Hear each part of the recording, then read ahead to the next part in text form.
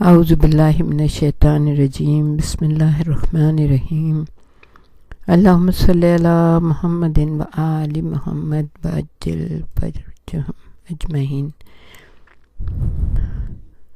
City of knowledge academy سے آپ کی بیوی جان آپ کو سچ کہانی سنا رہی ہیں۔ ہم اس منزل تک پہنچے تھے کہ جہاں پہ امام علی مقام کربلا کے میدان میں وارد ہوئے، فوجیں بھی ساتھ ہی ساتھ آنے لگیں۔ ابھی خیمے نصب ہونے ہی والے تھے کہ فوجیوں نے گھاٹ پر قبضہ کر لیا اور پھر عباس ابن علی کو جلال آ گیا۔ آپ نے ایک تلوار سے ایک نشان کھینچا، زمین پہ خط کھینچ دیا اور کہا کہ خبردار، جس نے اس خط کی بے حرمتی کی یا اس سے آگے بڑھنے کی کوشش کی تو وہ اپنا ذمہ دار خود ہوگا۔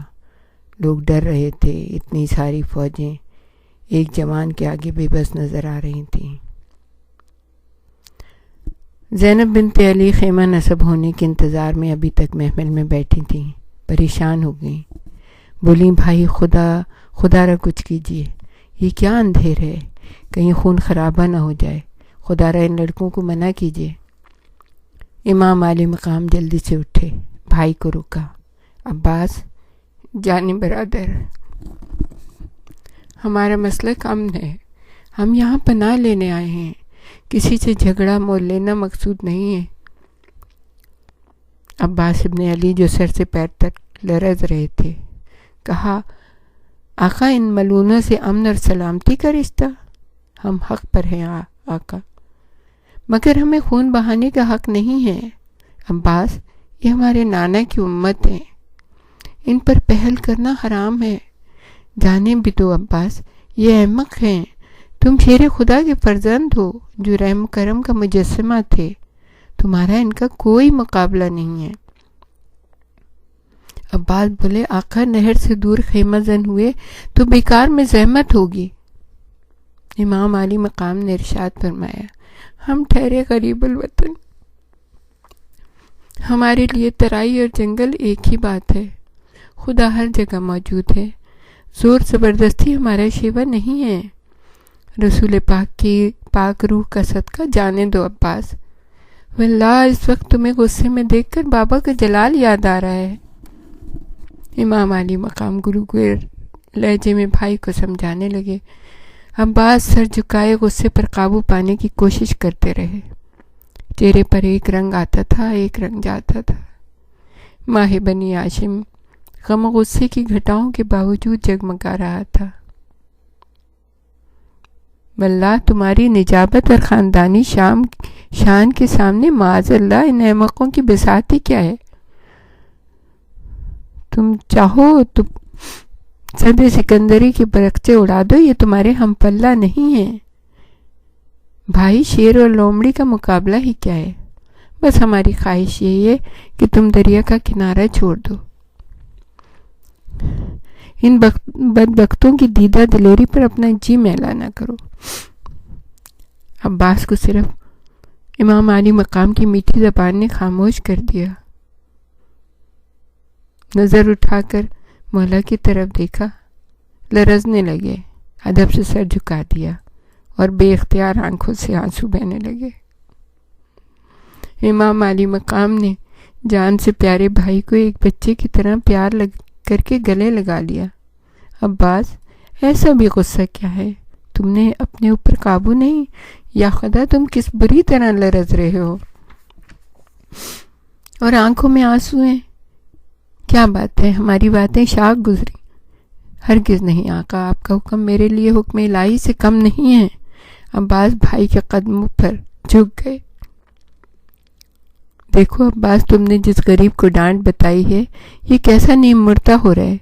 پھر حسین اس بدحواس سردار کی طرف متوجہ ہوا اور بڑی نرمی سے پوچھا، کیوں بھائی، کیا قصہ ہے؟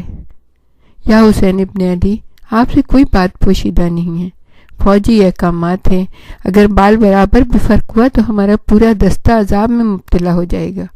ہمیں حکم دیا گیا ہے کہ نہر پر اس کنارے سے اس کنارے تک قبضہ کر لیں اور کسی غیر فوجی کو قریب تک نہ آنے دیں۔ ہم تو حکم کے بندے ہیں سرکار، آپ بتائیے اس میں ہمارا کیا قصور ہے؟ امام نے عباس کو دیکھ کر کہا، ٹھیک تو کہتا ہے بیچارہ۔ پھر انہوں نے چھوٹے بھائی کا بازو تھاما اور چند ساتھیوں کو ایک طرف لے جا کر کہا، وہ مجبور ہے، مگر یہ سخت ناانصافی ہے بابا۔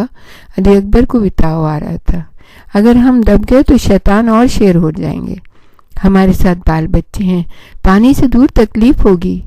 یہ نہر بابا نے فاطمہ زہرا کے مہر میں ہبہ کی تھی، اس پر ہمارا حق ہے، ہمارے حق کا اب اللہ ہی حافظ ہے۔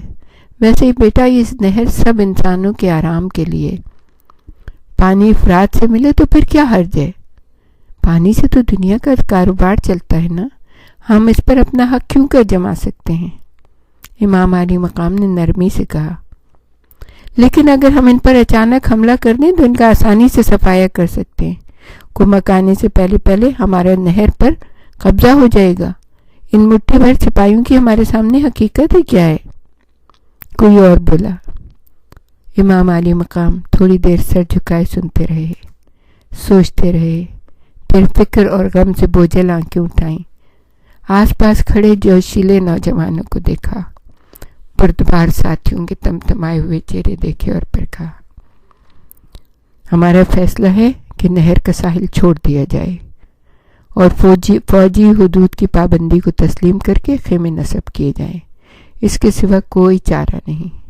ہم اتنی سی بات پر جھگڑا مول لینا نہیں چاہتے، دنیا یہ نہ کہے کہ پانی پر جھگڑا ہوا تھا اور پھر بات ختم ہو گئی۔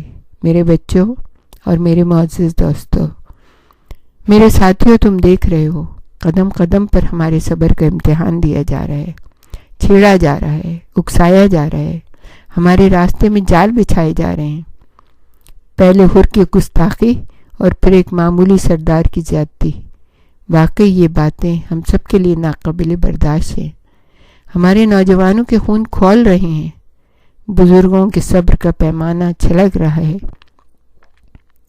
میرے ساتھیوں، ہمارے دشمن بس اسی طاق میں ہیں کہ ہم جھلا کر بے اختیار ان سے ٹکرا جائیں، پھر ہمارا قتل ہماری زیادتی اور عاقبت اندیشی ثابت ہو جائے گا۔ یہ ہمیں احمق سمجھتے ہیں، مگر ہم ان کی چالوں کو سمجھ گئے ہیں، ہم ان کے جھانسے میں نہیں آئیں گے۔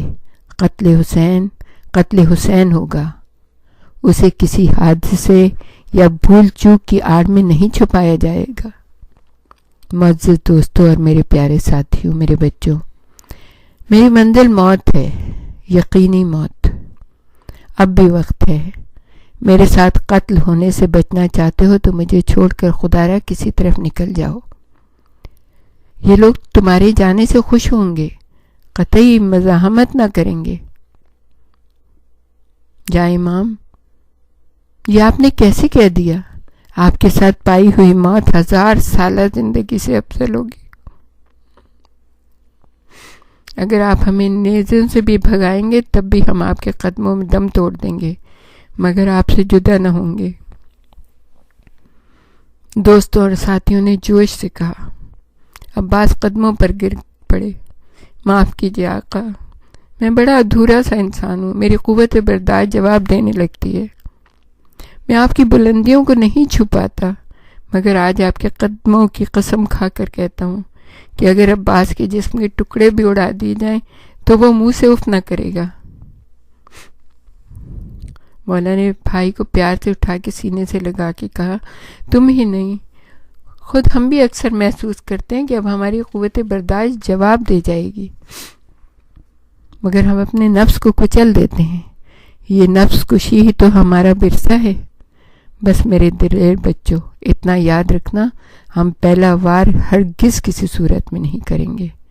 تاریخ اس بات کی گواہ رہے گی کہ ہم نے امن و سکون سے رشتہ نہیں توڑا۔ آپ ہمارے امام ہیں، ہمارے بادشاہ ہیں، خدا کرے ہم اس امتحان میں پورے اتریں، سب نے بے ساختہ کہا۔ اور تمہارا یہ مفلس اور بدحال بادشاہ اس وفاداری کے انعام میں تمہیں کیا دے سکتا ہے؟ سوائے موت کے ہمارے دامن میں کچھ نہیں ہے۔ آپ کے قدموں میں مر کر ہم جاوداں ہو جائیں گے، یہی ہماری وفاداری کا صلہ ہوگا۔